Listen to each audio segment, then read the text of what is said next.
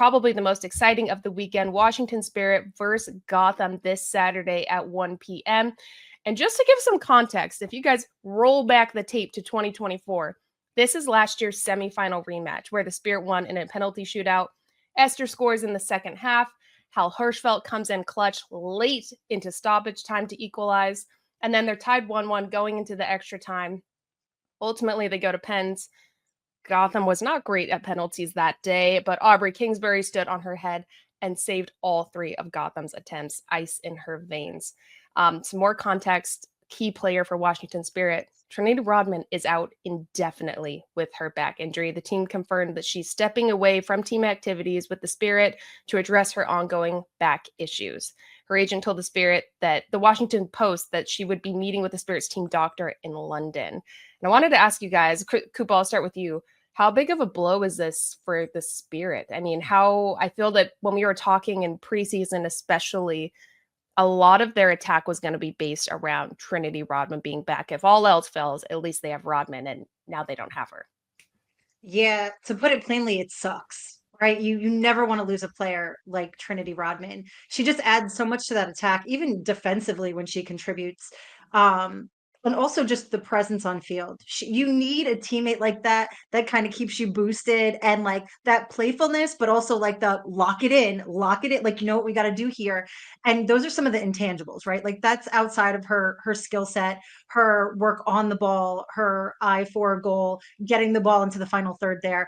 So yeah, I mean, I know we talked about this going back a few weeks under the context of, hey, we already got the word that Trinity would be dealing with an ongoing lifelong back issue that would be required to have some extra attention as she moves through her continued playing career.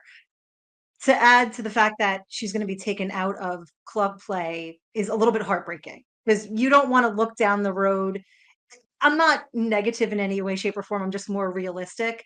You start to plan for the worst. And I hate when anyone at that age, that young, has to start look at things that way. But backs are so damn hard to navigate if we're being real. Yeah, they're really tough. And I feel that Spirit is so stacked, and we have to give a lot of credit to Adrian Gonzalez and Jonathan Heraldez on how that they've navigated so many of these injuries.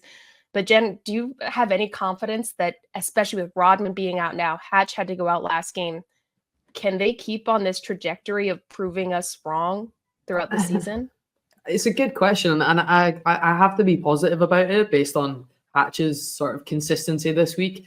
She's already in the Golden Boot race, and I know she came off, and fingers crossed that that's not a long-term thing either. But like any team is going to miss Rodman, full stop, whether it's the US national team or a club. She's almost irreplaceable in that sense.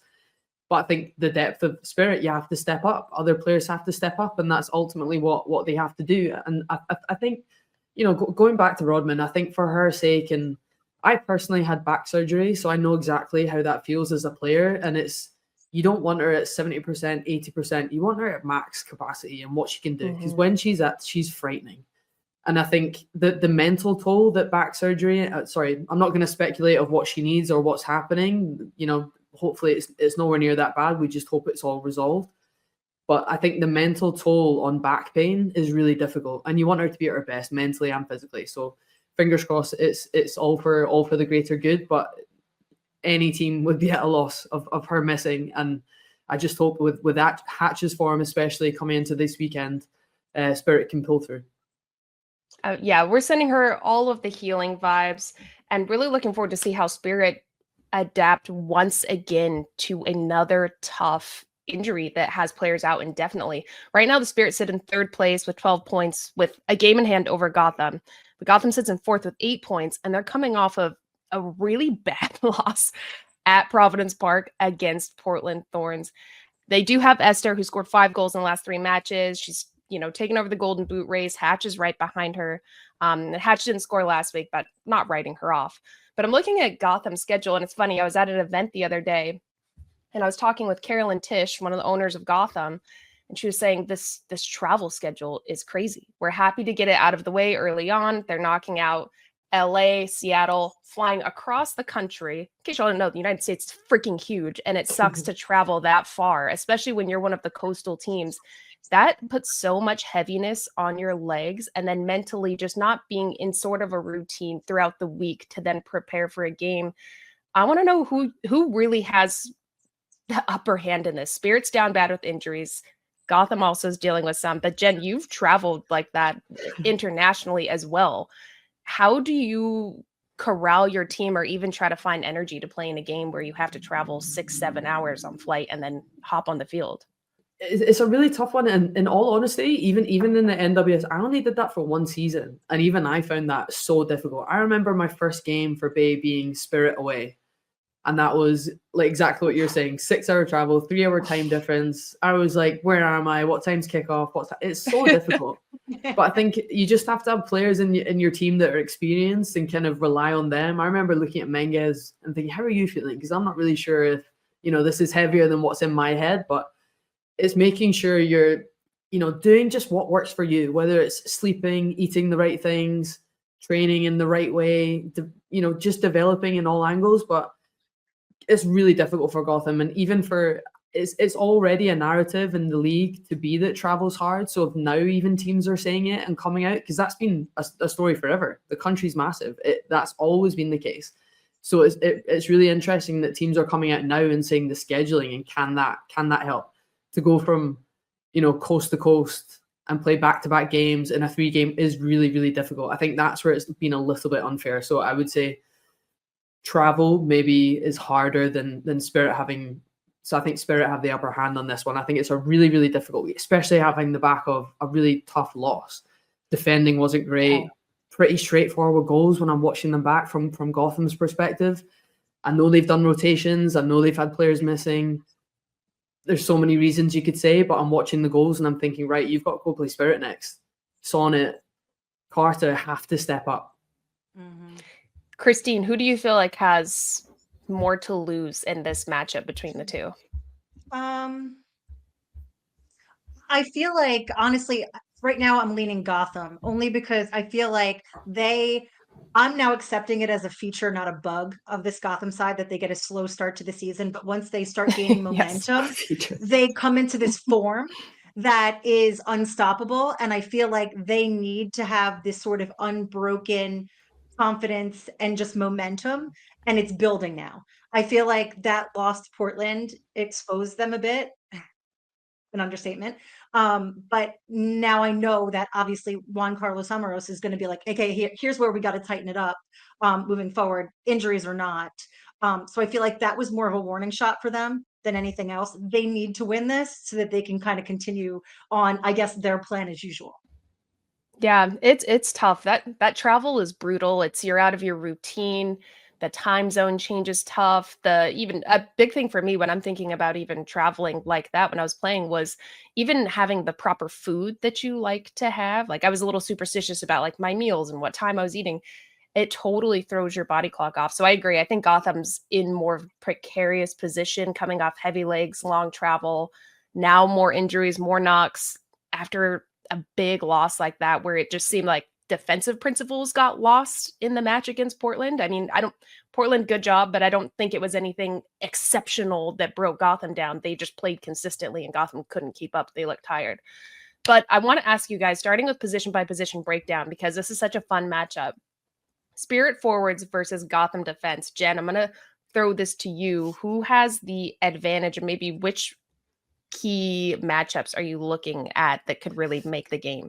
I'm definitely looking at Hatch and Morris versus Sonnet and Carter. I think Carter's done a job at outside back, don't get me wrong, but having known her so well in the WSL, I think she's more suited to being in that centre back role. Keeping steady with Sonnet. We all know Hatch's aerial prowess and how much balls into the box, so they have to be defended really well. And then Morris creating that space, dragging players out for the space for Hatch. But Hatch has been on an unbelievable goal run this season and such great form. But if I'm in that Gotham defense and you've just conceded 4, having had a shutout just before, you're thinking, because I totally agree with you, Darren, I'm looking at those goals thinking they were soft. They were one-touch finishes in the box. It's too much space, albeit, okay, rookies did incredibly well. Players coming off the bench, but you're thinking poor marking. Yeah, exactly. Just too much time in the space in the box. And I think Carter, in that centre back role, way more comfortable, solidify that position with Sonnet and not allow, because Hatch is on a run. You need to, be so aware of that. So for me, that's going to be an unreal matchup this weekend. And I'm excited to watch it. Yeah, I love that. I'm looking at Sonnet and Carter that they have to step up. I feel like when things are going wrong, I'm looking at our team defensively of, okay, what can we make right? We can actually control organization, work rate, moving together. That's something that we can at least have a foundation of and then work on going forward. But it seemed Gotham lost that last week. So I love that. I agree. Of course, Christine. looking at the midfield, because where Yes. else would I look? So for Washington Spirit, obviously they all have their share of injuries, both sides, but I feel like right now I'm looking at Narumi and Lacey Santos for Washington Spirit to step up. I feel like they're both really, really good. Lacey's good at controlling tempo, adding a little bit of flair in there. Narumi with some of those sneaky moves and getting up. But then I'm looking at the Gotham side, and this is kind of be the antithesis of that, where I'm looking more at the contributions on attack for the Washington Spirit side. I'm looking more to somebody like a Jalen Howell, who is going to have to also contribute significantly, I think, defensively. But not just that. I think that Jalen Howell is also really good at being that key to unlock coming back, that transition. So help with the defensive work and then turn it back out. And then Shapansky's been really, really decent for Gotham. So again, a lot to do with not much, but I think that if they keep it tight, it could be a really interesting battle in the midfield, especially since the expectation would probably be we're going to see a mid block and see what we can do. So I think this game will be a good one. I just think it's going to be a very tactically heavy, strategic match, given what both coaches have the propensity to do with what they have. So will someone overthink? I don't know. It's true. I also love looking at coaches that have coached against each other for years prior to this. I mean, they played against each other numerous times in Spain. So knowing kind of the tricks and flicks that each other does, especially in that midfield, is going to be key.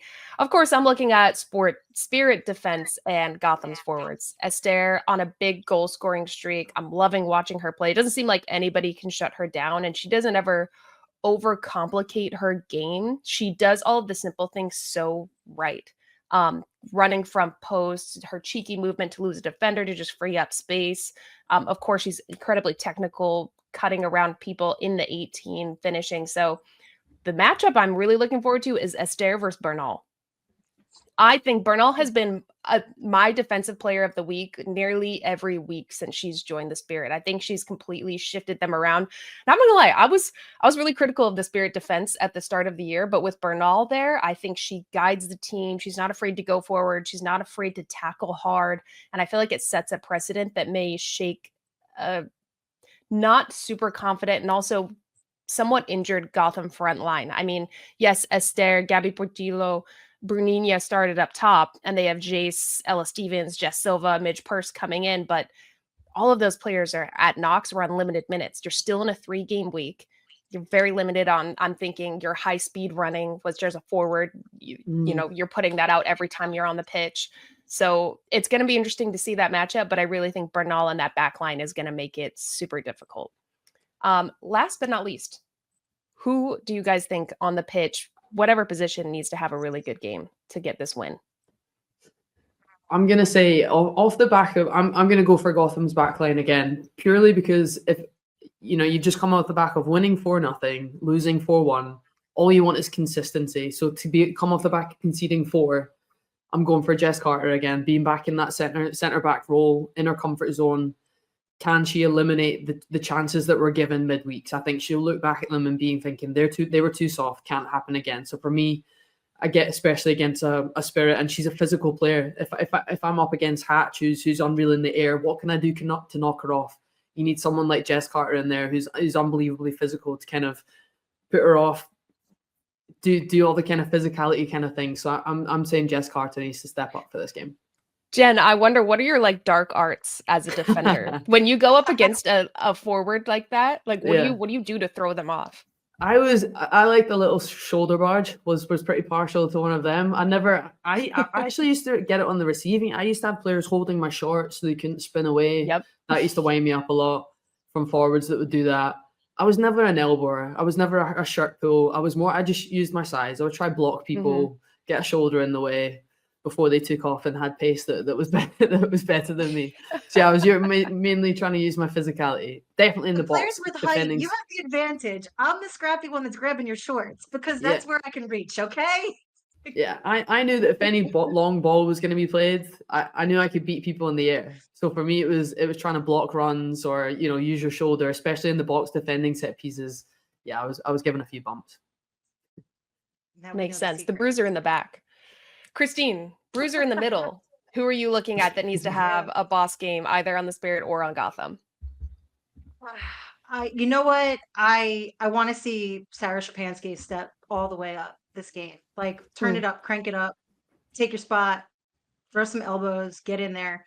Not that Astaire needs much help, but I think I want to see a little more movement out of them because that was one of their challenges and continues to be just creativity and finishing in the final third.